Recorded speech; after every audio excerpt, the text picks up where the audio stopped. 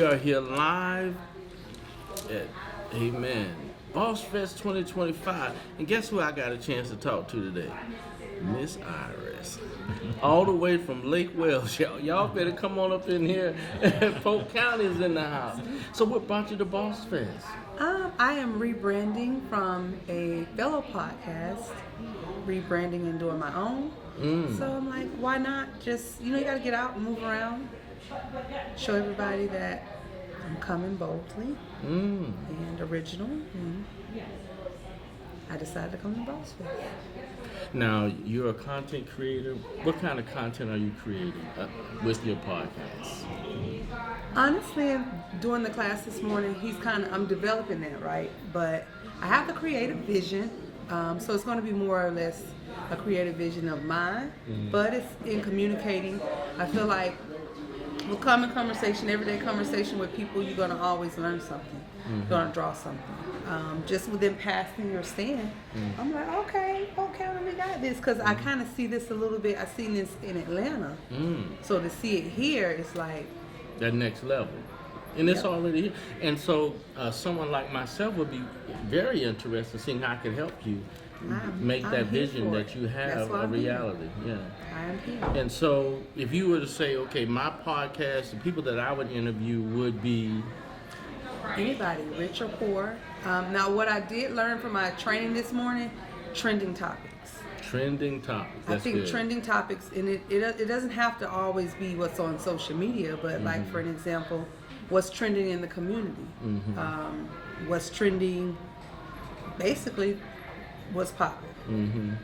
So in that conversational piece. And then the backstory to it. For example, if I were interviewing you, like, go ahead and interview me. I'm very intrigued with what you got going on. Yeah, I'm HB. How did you start it? HBT. Well, I started because I've been in mass media, I'd say almost 30 years now. I started out in the publishing business, printing a district magazine as a faith-based magazine. And what I would do, I didn't have a computer. What I ended up doing was going to the local library. And back at that time, I was kind of cutting and pasting, and literally cutting and pasting and taking that content to the printer, laying it down, and then they would put it all together. I went and got advertisement from the local car dealerships, and then I would go from Cocoa all the way to Goose, Florida, and I would sell that magazine for $2 a magazine. I was making more money with that magazine for its sale than the Jet magazine at that time, if you remember the Jet. Yes, my grandmother had Jet. And every time I went to her house, I would look through the Jet magazine. It was a trending magazine. I had a chance to meet Mr. Johnson, was one of the founders and publishers. Ed Graves, I should say. And so, that's where I got my start. And what ended up happening was, because I was the president of the Minority Chamber of Commerce, I had a gentleman that was from Cuba who owned a local TV station in Vero Beach, Florida. And they didn't want him to be on television. So I fought for him to be on television.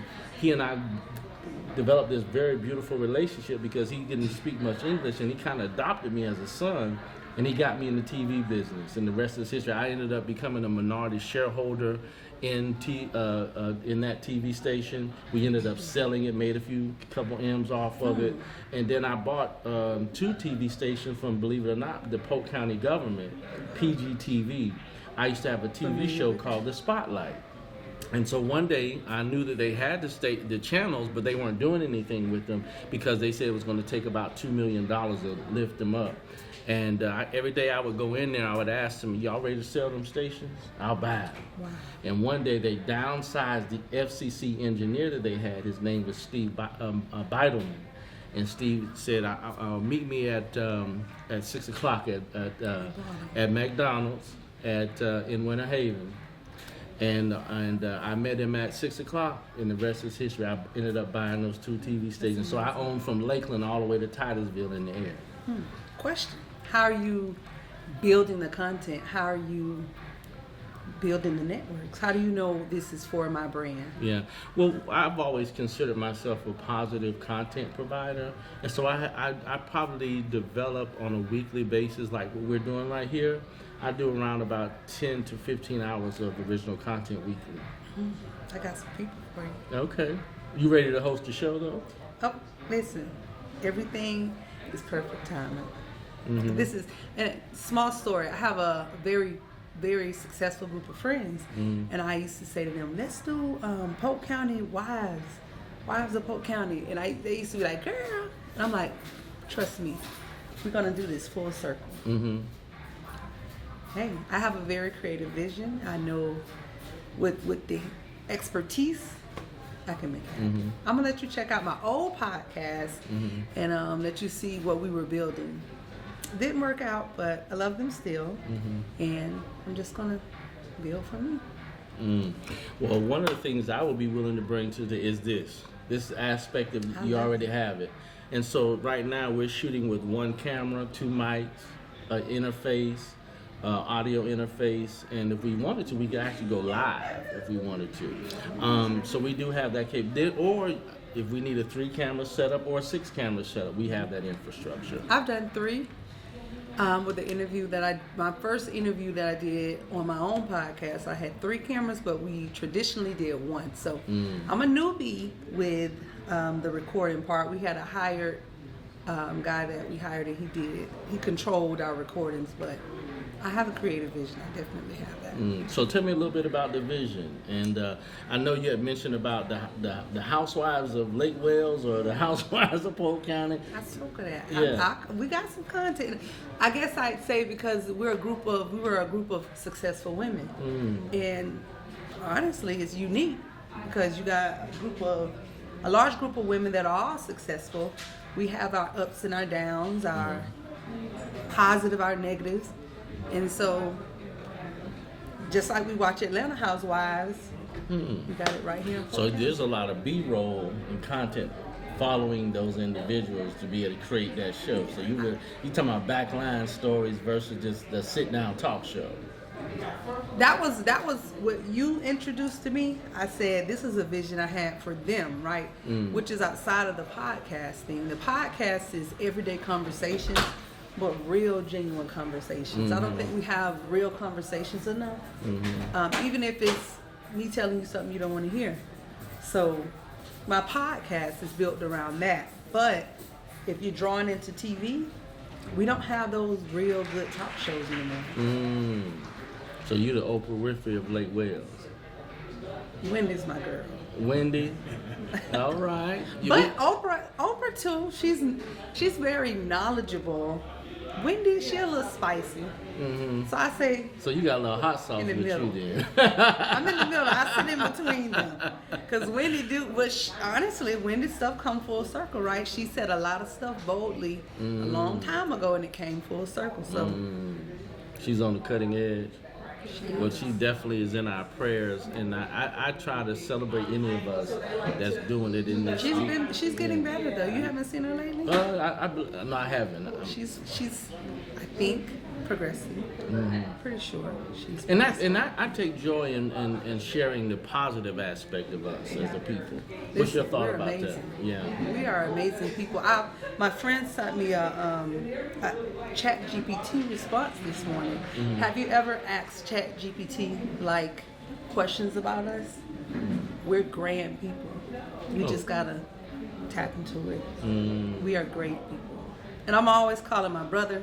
I'm always trying to get him to understand, like, you're a genius. You gotta dig into that. You gotta celebrate yourself.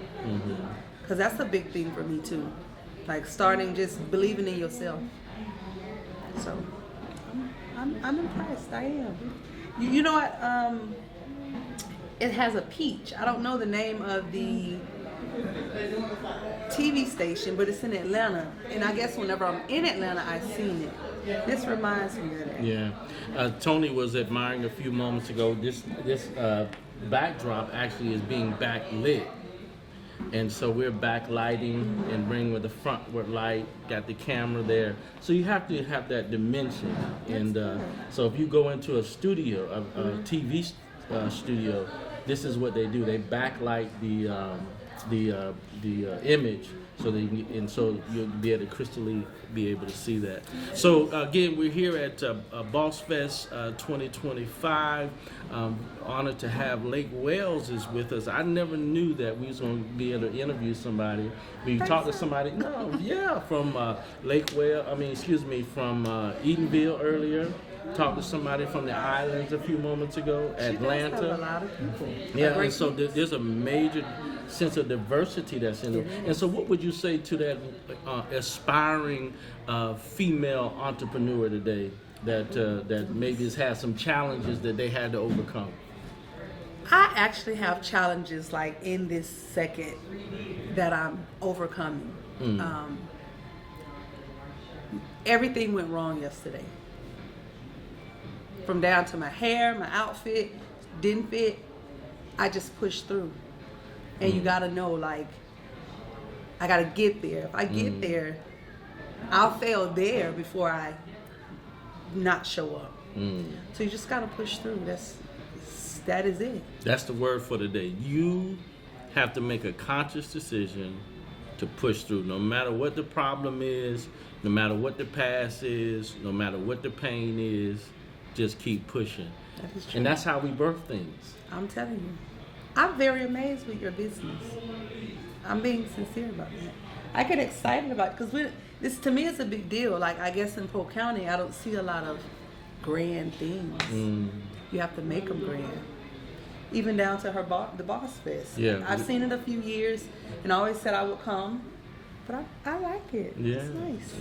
We are at Boss Fest, and we guess what we're doing? We're bossing up. Listen, you stay tuned. We'll be right back. Thank you.